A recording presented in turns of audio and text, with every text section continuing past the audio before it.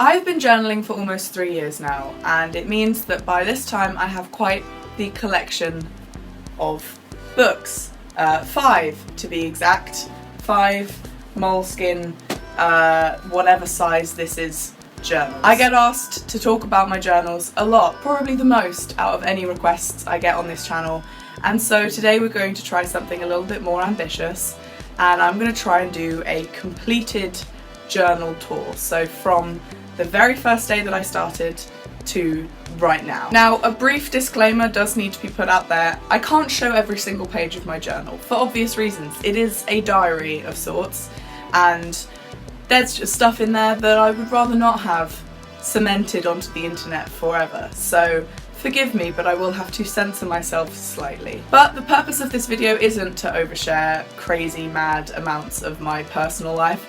It is to document the progress that I've made from starting to journal to right now, which I think is really quite impressive. My style has changed so much, the way that I approach journaling has changed so much. So we're just gonna see what happens.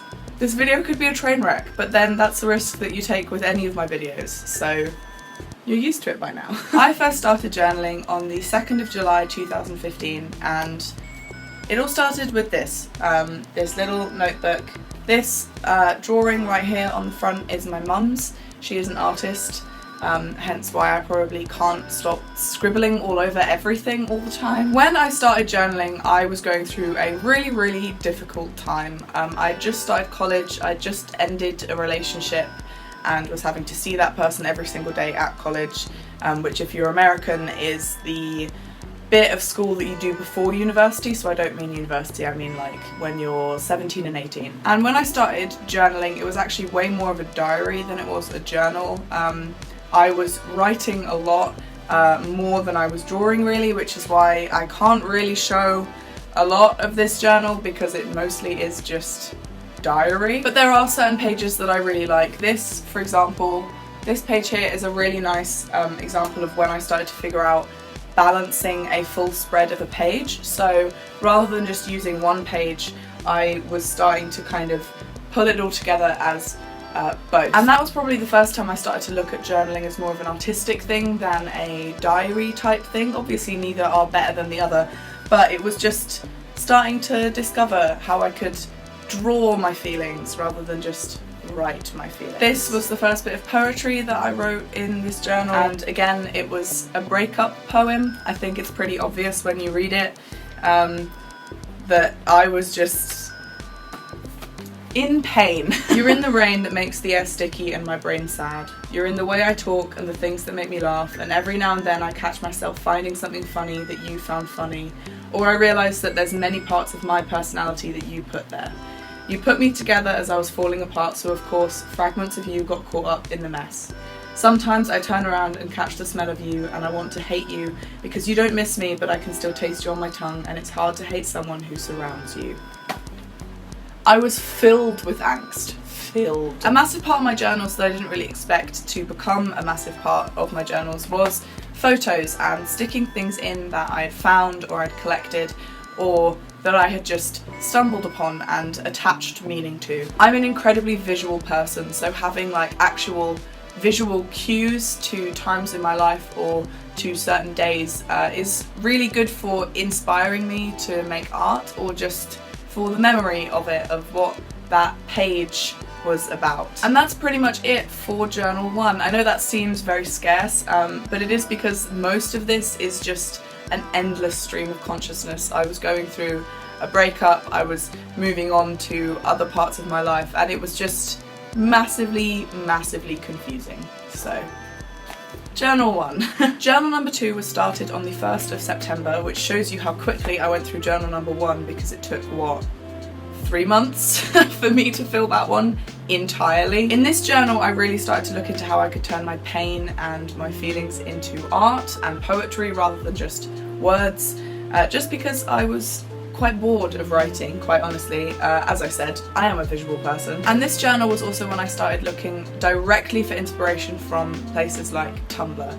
I can't remember who the artist of this drawing is, but a theme that started to reoccur in my journals, because they were just so personal to me, was to recreate, to redraw stuff that I saw online, stuff that I really liked, and put it into my journal. I would never take credit for the original art because it was someone else's, but it wasn't traced or anything. I was drawing them freehand just because they spoke to me. And I think that's something that's really misunderstood in casual art communities like journaling.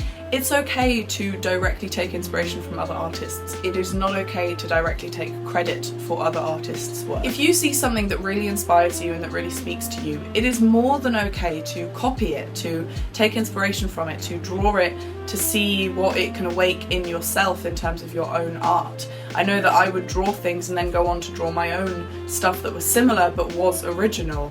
And as long as you don't take credit for something that someone else has made, it is okay to borrow it, essentially, for your own artistic journey.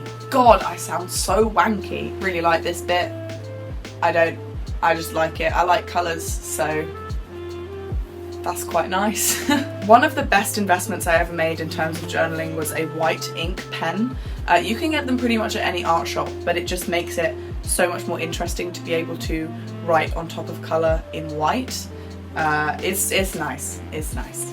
These were the lyrics of the first song I ever wrote in their final stage. There were many pages of scribbles and trying to figure out chords, but this was kind of my finishing, laying it all out nice and neat step. And that was journal 2. Again, not a ton to be able to show you, but a ton in terms of me learning new stuff and teaching myself new stuff. Journal number 3 might be my favourite, and I know you're not meant to have favourite children, but this one might be my favourite. It is just so artsy. It's when I really started to find what I liked about drawing and find what I liked about like designing a page. Like even if I wasn't drawing, just using colours and using the way that I would lay it out so that I could make it look nice started to like really become my shit. I was starting to use more stuff from the outside world to impact my creativity, like stuff from magazines, stuff off Tumblr and Instagram and the art accounts that I followed. So again, there was a lot of copying in this one, but copying in a way so as to build myself up to be able to make my own original stuff without having to copy, if any of that makes any sense whatsoever. This is probably one of my favourite pages. This little drawing of the girl here was taken off of Tumblr, but everything else I started to figure out how to do my own stuff, which was very exciting and is the ultimate goal in terms of borrowing from other people. I adore this page because it's so intense and orange. I don't know if you could tell, there's a lot of orange here. I also started bullet journaling in number 3, starting with March here, and this design was kind of multiple different bullet journals I'd seen all mushed together into my own thing. Bullet journaling is fantastic. The only reason I stopped is because I got an actual like diary, which kind of does it for me, so it felt a little bit redundant to draw out every month and also have it there already. As you can see, that whole like covering a page in scribbles and colour and then writing in it like I had with the orange page started to really become something I enjoyed. When I was really frustrated or angry or upset and overwhelmed, it was so good to just get it all out in colour and then add words to it, because quite often I didn't have the words at first. And that was journal number 3, which ranged from the 14th of December 2015 to the 18th of May 2016. So yeah, every 6 months so far for these 3 I seem to have moved on to a new one, which was very good considering how much I journal at the moment, which is not enough. We'll just say that and move on. Journal number 4 with my lovely little mum's artwork down here. I had these 2 little squares and wanted them both, so that's what we did. Journal number 4 was very like secure, and I knew exactly what my style was at this point, and I just started to build on top of it. So I had my foundation of loving colours, loving mirroring stuff, and kind of experimenting more with that so that I could build outside of the little like comfort zone that I had created. I started this journal with an entire page dedicated to my plants because I had a lot at that point. I was a mother. This is the kind of experimentation I was talking about, like also the eyes are back because I just love drawing eyes for some reason, but also to kind of cover up words with drawings so that they were still readable, but there was a more, like, it feels like it's like taking over the words, which I really liked. This is one of my favourites. I cannot even remember what, like these, because this is like stuck in these colourful bits, what these were. I'm assuming they were leaflets of some kind. I think they were from like an art booklet. I love negative space. I love words being in the middle of like mad amounts of colour because I can relate. These 2 pages are the entire Bo Burnham monologue where he talks about living without an audience. Because that was right when Make Happy had come out, and I was so affected by it that I just sat and wrote out everything that he was saying. This little square here was actually a piece of graffiti that I found while walking around Brighton, which is my hometown.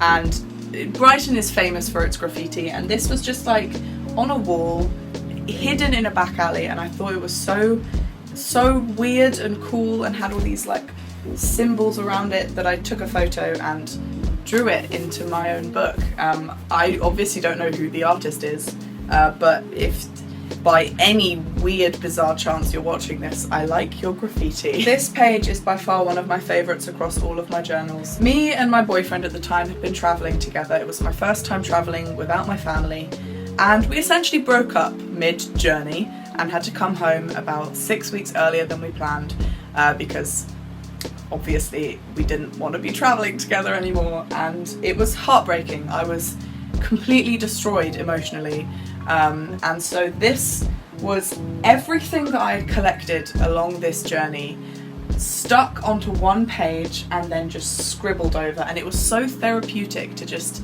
like put it all in one place and then close the book and be like, right, we're done with that now, we are moving on with whatever comes next. This page is really interesting to me because I purposefully left this blank. I knew I wanted a poem in there, but I didn't have any poetry in my head at that point, so I drew this and then had this poem in my brain, so this was like a response to this.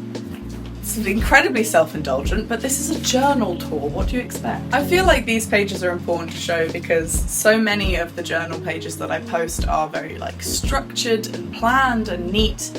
This is what happens when I just need to write stuff. This was again trying to figure out like chords to some songs, and then you turn over and it's like all pretty and nice, but these exist as well, they're just not on show as much. I really like these pages because I didn't use pencils a lot, and this was entirely penciled, and all of these like bits are a bit weird, and this was entirely because I ran out of space. This wasn't like an artistic choice, I just completely fucked it up. And I love this journal especially because the last page was filled with notes from my first gathering. I brought my journal with me and got everyone to write stuff in it, and I still have all of them, and they're so lovely, and it's just such a nice way to kind of end that journal. And then we move on to number 5. Journal 5 has basically nothing in it. I have been so busy over the last couple of months with moving into uni and trying to pass my first year that I have lost touch with a lot of the kind of more spiritual and artistic parts of myself. My journaling and my tarot and reading and all of that stuff has kind of taken a backseat over the last half a year, which I'm not necessarily upset about because they're still there and I can still contact them, but it has been something that has been missing, and I'm really excited over the summer to kind of get more into all of that stuff. But anyway, that's just all an excuse for why I've basically not even started this journal, really. This journal has also mainly been poetry. Predominantly it has been a way for me to speak to my journal rather than actually draw in it, which again I'm not mad about, but it is definitely taking more of a word art than a I'm just thinking of Microsoft Word art now. And that is my completed journal tour of the last 3 years. I have lost momentum a little bit towards the end, but it's still there. I haven't lost my creativity and my love for journaling. It's just been a busy couple of months. If you want to see more of my journal stuff, I have a Twitter dedicated to all of it, and if not, I just hope you enjoyed the video, and I will see you next time.